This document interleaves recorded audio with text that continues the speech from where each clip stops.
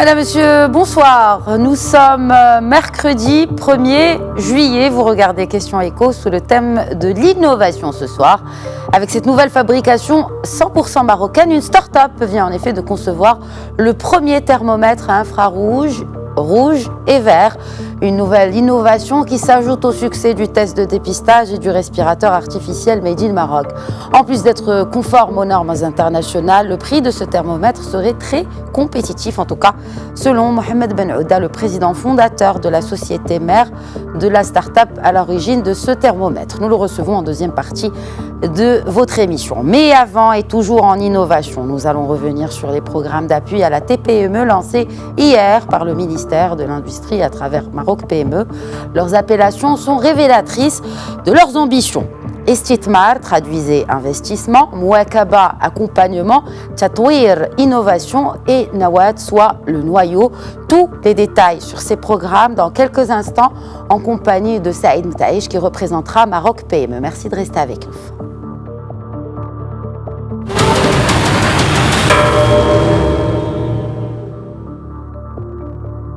Parmi les réponses marocaines à l'après-Covid-19 et notamment pour les PME industrielles, le ministère de l'Industrie, du Commerce, de l'Économie verte et numérique vient de lancer à travers l'agence Maroc PME une nouvelle génération de programmes d'appui. Les détails dans ce sujet de Zineb Massali.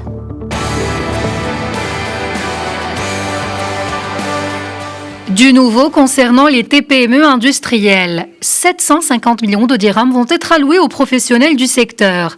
Maroc PME a en effet lancé de nouveaux programmes d'appui aux TPME industrielles, parmi eux Tatouir et Nawat. Ces deux programmes viennent s'ajouter au programme Estithmar et Mouakaba déjà lancés et qui ont été reconfigurés.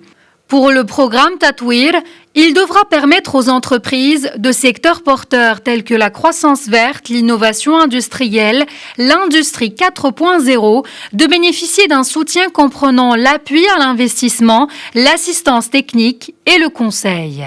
Le programme appuie également l'accélération des PME à fort potentiel de croissance ainsi que les projets d'investissement concernant les produits non industrialisés actuellement au Maroc afin d'encourager le Made in Morocco. Le programme Nawat permet d'accompagner les TPE, auto-entrepreneurs à travers le conseil, l'expertise, l'assistance technique. Des projets qui ne devront pas dépasser les 3 millions de dirhams. Entre autres, l'accompagnement couvre les phases pré-investissement et post-investissement. Le programme Estithmar, quant à lui, porte sur l'appui à l'investissement des TPME industrielles allant jusqu'à 30% du programme d'investissement. Autre nouveauté, les projets réalisés au niveau des provinces et préfectures situées en dehors de l'axe atlantique Tanger-Casablanca peuvent bénéficier d'un appui additionnel de 5%. Enfin, Mouakaba couvre les coûts d'assistance technique et conseil au profit des TPME industrielles, pouvant aller jusqu'à 80% pour les PME, contre 70% actuellement et 90% pour les TPE. Le plafond d'appui au projet de créativité et co-développement des TPE se situe désormais à 2 millions de dirhams, contre 1 million de dirhams auparavant. Depuis Rabat, par Skype, Saïd Mataïch, responsable réseautage et services numériques à Maroc PME. Bonsoir Saïd Mataïch. Bonsoir. Avant de parler Bonsoir de ces quatre... merci pour l'invitation. Merci à vous d'avoir accepté. Avant de parler de ces 4 programmes, donc, peut-être un bilan du programme MTS Technologie Covid-19, donc 34 projets d'investissement approuvés pour justement les TPME, pour un montant d'investissement prévu de 272 millions de dirhams. Combien de ce montant a été déboursé et quel résultat à ce jour ?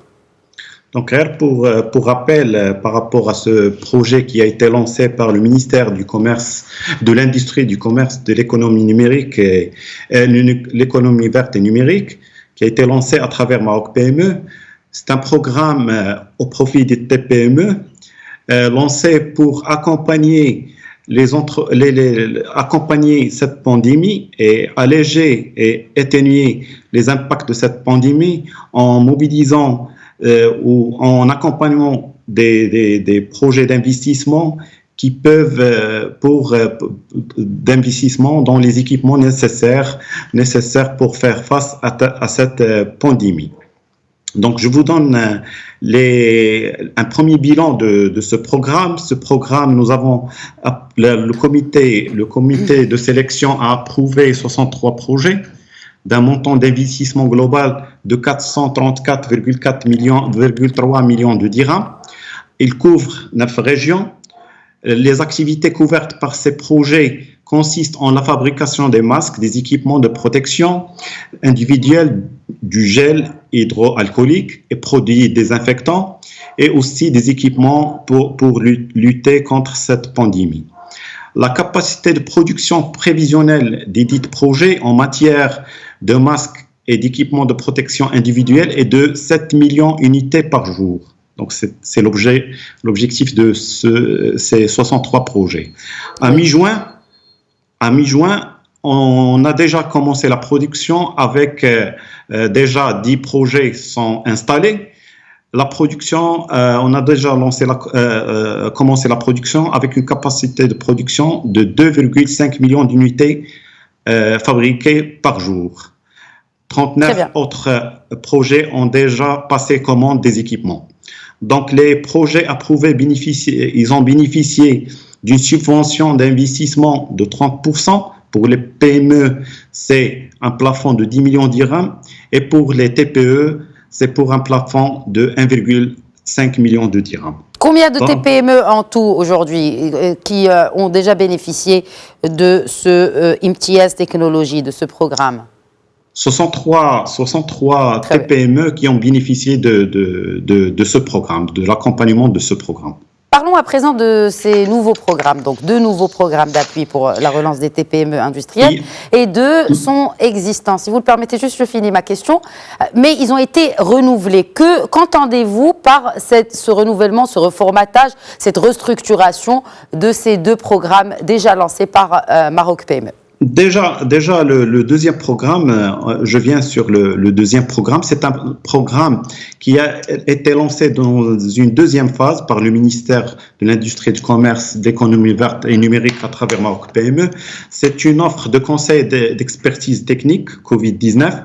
Donc, c'est des PME les dites PME peuvent bénéficier d'un accompagnement, d'une prise en charge de 80% du coût de la prestation de services. L'offre de ce deuxième programme, il couvre les préparations des plans de relance, la gestion des liquidités et de financement, l'accompagnement du dirigeant, la sécurisation et le développement des ventes, l'optimisation et la production et le supply chain, la transformation numérique. À ce jour, donc à ce jour, 226 dossiers ont été présélectionnés. Il vient en tête les besoins exprimés en accompagnement à la transformation digitale, 24%, suivi par l'accompagnement des dirigeants, le RH, et l'accompagnement à la gestion de la liquidité et le financement, la sécurisation et le développement des ventes. Donc, ces 2 programmes, ils ont accompagné, ils ont été lancés pour accompagner les entreprises pendant cette phase de la pandémie. Très bien. Pour le programme Tatouir, donc c'est un programme destiné pour des secteurs porteurs. Quels sont les secteurs porteurs, justement, que vous avez identifiés en priorité, tenant compte de la conjoncture actuelle?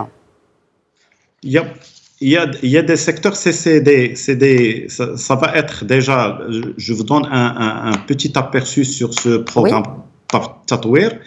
Tatouir, c'est une offre sur mesure permettant l'accompagnement de bout en bout et le développement de bout en bout pour développer les investissements dans les secteurs industriels prioritaires et aussi encourager l'intégration industrielle et les investissements dans les produits non encore ou faiblement industrialisés au Maroc et promouvoir l'accélération.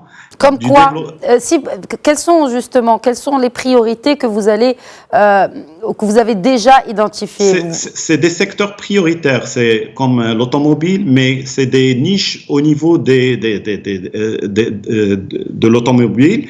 Donc, ça peut toucher des entreprises du rang 1 ou rang 2 du secteur de l'automobile. Ça peut être, c'est le premier projet qu'on vient de lancer, c'est pour le secteur de l'automobile.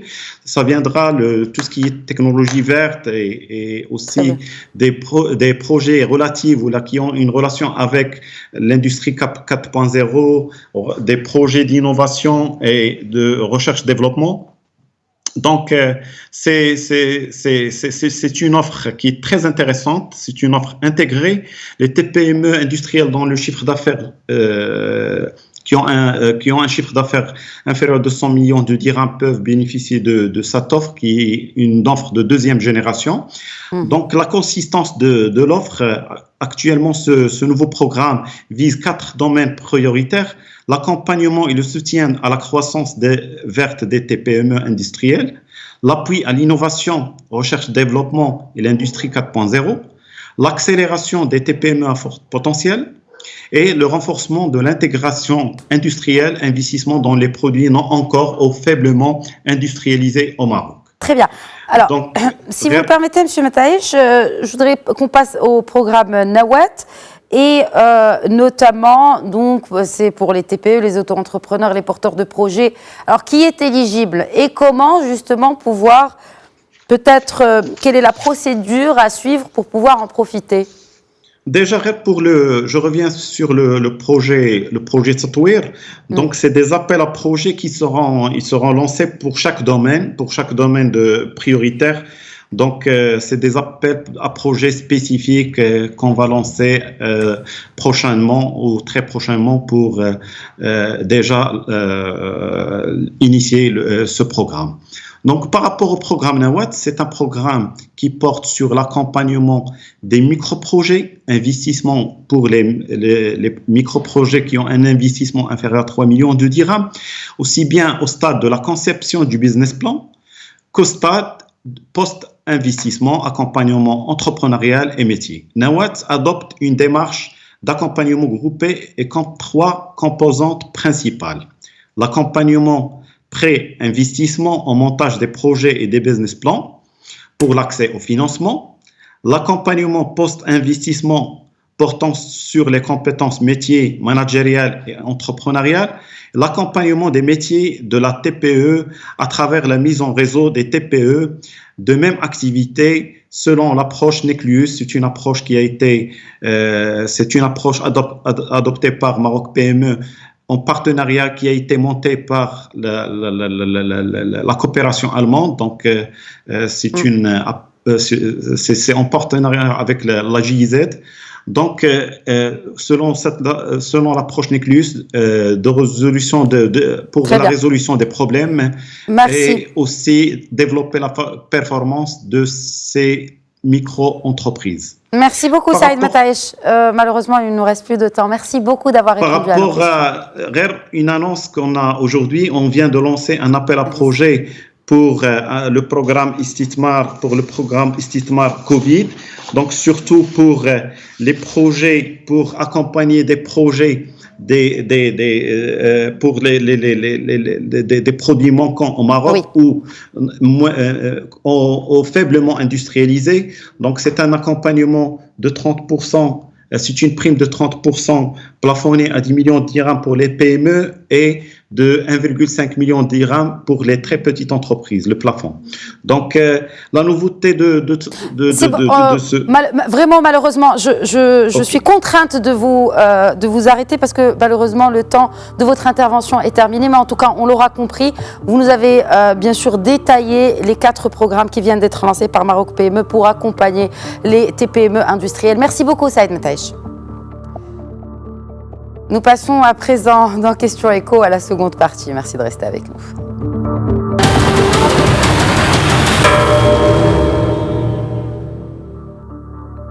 Et que nous commençons avec ce sujet ou cette présentation du premier thermomètre Made in Morocco. C'est un sujet signé Sana Yassari. Le premier thermomètre infrarouge marocain voit le jour. Développé par la start-up Nextronic, ce nouveau produit a été soumis au ministère de l'Industrie, du Commerce et de l'Économie verte et numérique, qui a affirmé sa conformité aux standards internationaux. Le thermomètre de l'infrarouge Le Maroc importait jusque-là la totalité des thermomètres infrarouges à un prix élevé. Le prix de vente proposé variait entre 1500 et 2000 dirhams. En ces temps de crise sanitaire, nous nous sommes mobilisés pour ce projet parallèlement aux différents efforts nationaux visant à enrayer la propagation du Covid-19. Il s'agit d'un produit 100% marocain, conforme aux normes en vigueur et à un prix compétitif. La production et la commercialisation a déjà démarré. 1000 thermomètres infrarouges ont déjà été produits et mis sur le marché marocain. La capacité de production devrait atteindre 15 000 unités par mois. Ce thermomètre assure des contrôles de température rapides et à distance sans aucun contact. À quelques centimètres du franc, il peut mesurer la température. Un bip sonore est déclenché lorsque la température est élevée. Il dispose également d'un système qui indique à l'utilisateur sa position à la bonne distance. Après les masques et les respirateurs artificiels 100% marocains, ces nouveaux thermomètres infrarouges sont le fruit de l'innovation des entreprises et de l'industrie marocaine qui ont fait preuve de créativité exemplaire face à la crise sanitaire.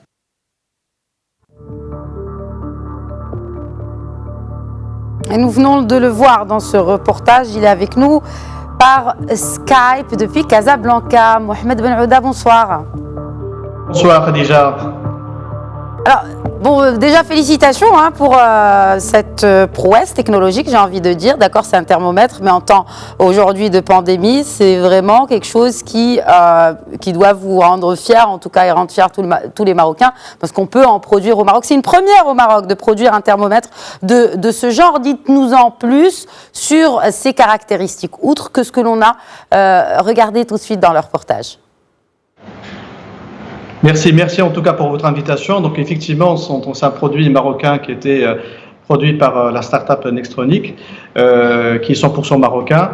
Quand vous le voyez, en fait, il est très simple d'usage. En matière de température, on arrive en fait à détecter entre 3 plages de température. On le voit sur l'emballage. Vous avez des températures qui vont sur la partie 36 degrés. Donc c'est là où la partie verte. Jaune, c'est 38, c'est là où ça commence à poser problème, ou plutôt le problème il est là posé, et à 40 degrés. Donc en fait, il vous donne ces 3 plages d'horaire. Un élément très important, c'est qu'il est en matière de nombre de prises, vous avez jusqu'à 100 enregistrements. La précision, il arrive en fait à afficher en matière de l'afficheur en 0,5 secondes. Donc c'est vraiment très très rapide. Une autre caractéristique qui est très importante, c'est que c'est à la fois il fait des arrêts automatiques chaque 10 secondes, donc il y a une logique d'économie aussi d'énergie. Et vous avez en fait deux piles d'usage qui sont à l'intérieur en fait du thermomètre. Voilà. Très bien, on parle d'une capacité de fabrication de 15 000 produits, de 15 000 pièces, on va le dire. Mais à quel prix ? Effectivement, donc aujourd'hui, le défi qui était posé par le ministre qui nous a reçus la semaine dernière, où effectivement, il y a 2 semaines, il y a la semaine dernière, absolument, pour attester justement la conformité du produit, que d'ailleurs on tient beaucoup à remercier le ministère parce qu'ils étaient très mobilisés avec nous par rapport à la sortie de ce produit. Donc le défi, c'était que chaque foyer marocain puisse disposer d'un thermomètre. Et donc du coup, comment peut-on rendre accessible ce produit et le rendre fiable? Et donc accessible, il faut qu'aujourd'hui le prix, le produit soit au niveau de la pharmacie ou soit sur le marché à 595 dirhams TTC. En fait, c'est ça le prix pour l'instant. Mais on souhaite, si vous voulez bien, une fois qu'on va y arriver à des capacités de production qui sont plus importantes, aujourd'hui on peut produire jusqu'à 15 000 thermomètres par mois. Donc ça, c'est notre appareillage de production a été réadapté de telle façon à qu'on puisse produire cette capacité. Le but, c'est que dans les 2-3 mois qui arrivent, le thermomètre soit vraiment très accessible, autour de 350-400 dirhams TTC, de telle façon à qu'il y ait un usage plus large auprès des foyers des Marocains, que ce soit un usage, certes, durant cette période-là du Covid, mais au-delà de cette période, pour prendre la température des bébés, ou soit l'usage normal dans la prise de température. Donc, en fait, vous êtes vous-même à la tête d'une entreprise d'innovation, et vous êtes vraiment au contact de ces ingénieurs, de ces start-upers. Aujourd'hui, le potentiel est là en matière d'innovation. Et finalement, peut-être qu'on a eu besoin de cette crise, n'est-ce pas, pour que ce potentiel-là soit révélé. Vous pensez qu'on a atteint une vitesse de croisière par rapport à cela ? Effectivement, donc parfois les menaces deviennent des opportunités. Bien sûr. Je pense que le ministre de l'Industrie, il a dit au niveau du Parlement, il avait précisé qu'il était très agréablement surpris de l'existence des compétences marocaines sur le terrain. Et ça, on le voit, parce que d'ailleurs, on doit saluer beaucoup l'effort des autorités sur cette capacité de gestion de cette période. Sa Majesté, que Dieu l'assiste, a mis vraiment la santé aux préoccupations de sa vision et a donné le cap pour pouvoir justement mobiliser les compétences marocaines, et on l'a su. C'est que la solution, ou plutôt la reprise économique ou le repose du nouveau modèle de développement passera absolument par des compétences marocaines. Et comme vous l'avez bien cité, aujourd'hui, effectivement, je gère une société d'investissement qui prend des participations dans des sociétés, dans des startups, dont Nextronic, bon, il y a d'autres aussi, startups, et je suis aussi très je dirais proche sur le terrain, et on le voit, il y a des compétences qui sont dans la mécatronique, dans l'électronique, dans les IoT, dans l'industrie 4.0, dans pas mal de domaines, dans le digital bien entendu aussi, et il faut juste leur donner d'opportunités, les écouter, comprendre un petit peu leur business model, les accompagner.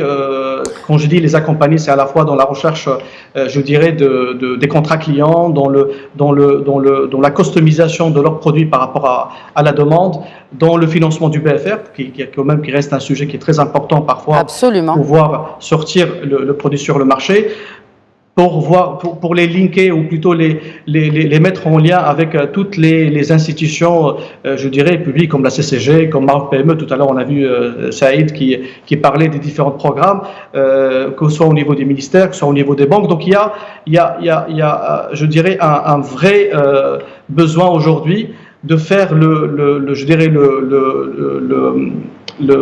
link, ou plutôt la mise en relation entre ces startups, à la fois avec les donneurs d'ordre, à la fois avec les institutions financières, à la fois les institutions publiques, de telle façon à les accélérer et surtout les monter en compétences. Parce que c'est très important. Oui, vous avez parlé d'opportunités en temps de crise. Quelles sont les opportunités en cette période-là, et comment être compétitif au milieu de ces turbulences exceptionnelles? Les opportunités déjà dans la partie médicale. Aujourd'hui, vous l'avez vu, on a sorti le thermomètre, mais on est en train de travailler sur l'oxymètre, on est en train de travailler aussi sur les machines de respiration, on est en train de travailler sur des valises de télémédecine. Donc, dans le domaine médical, il y a des vraies opportunités, que ce soit certes pour le marché local, mais le marché local reste un marché, je dirais, modeste. Donc, il faut tout de suite s'orienter vers l'international, s'orienter vers l'export pour pouvoir atteindre soit l'Europe, l'Amérique latine ou l'Afrique, bien entendu, pour renforcer notre leadership qui a été insufflé par Sa Majesté, et qu'on aille vers cette direction africaine. Donc il y a le secteur médical. Il y a aussi des opportunités qui se présentent dans les services en ligne. Aujourd'hui, le e-commerce se développe de plus en plus. On l'a vu, sans citer les noms des entreprises, qu'ils ont été agiles, réactifs, réadapter leur business model pour pouvoir, je dirais, offrir des produits accessibles et adaptables. Alors justement, Mohamed Ben Ouda, une question d'un internaute va exactement dans le sens de ce que vous êtes en train de nous expliquer. Il se demande si l'innovation était liée aux besoins des consommateurs et qu'elle peut être plus fructueuse quand on investit sur les attentes futures. Avez-vous des programmes de recherche et développement futurisme, en tout cas, ou peut-être orienté vers le futur, vers l'avenir? Justement, c'est-à-dire aujourd'hui, lorsqu'on parle de l'innovation doit être orientée à usage. C'est-à-dire qu'il y a quand même un marché, qu'il y a des besoins. C'est-à-dire à partir des besoins qu'on doit absolument repérer je dirais, les attentes du marché et être agile, très agile. Alors quand je dis très agile, c'est-à-dire mettre en place rapidement, c'est-à-dire designer et prototyper le produit, d'accord, dans un laps de temps assez court, rapidement le tester avec une première série et ensuite le mettre sur le marché. Donc aujourd'hui, de plus en plus, le time to market va se raccourcir davantage. Et donc pour pouvoir se raccourcir davantage, il faut absolument que le monde, je dirais, de la recherche, de l'université, soit très proche avec le monde de l'entreprise. C'est-à-dire on ne peut pas se permettre aujourd'hui de rester dans un moment où on doit faire 6 mois de cadrage, de conception, et ensuite 6 mois de test, et ensuite 6 mois de mise, je dirais, à disposition du produit sur le marché. Aujourd'hui, le cycle doit se raccourcir, et il pourra se raccourcir pour la mise en relation de ces je dirais, acteurs autour d'un cluster ou d'un écosystème de recherche et d'innovation qui doit être orienté usage vis-à-vis le marché, je dirais, extérieur. Merci beaucoup, Mohamed Ben Ouda, d'avoir répondu à nos questions. Merci à vous, merci pour votre invitation. Voilà, c'est la fin de Questions Éco. Je rappelle que vous pouvez toujours interagir avec nous via le hashtag Questions Éco. Je vous donne rendez-vous pour ma part demain, Inch'Allah, à 21h pour un nouvel épisode. D'ici là, restons vigilants et prenez bien soin de vous.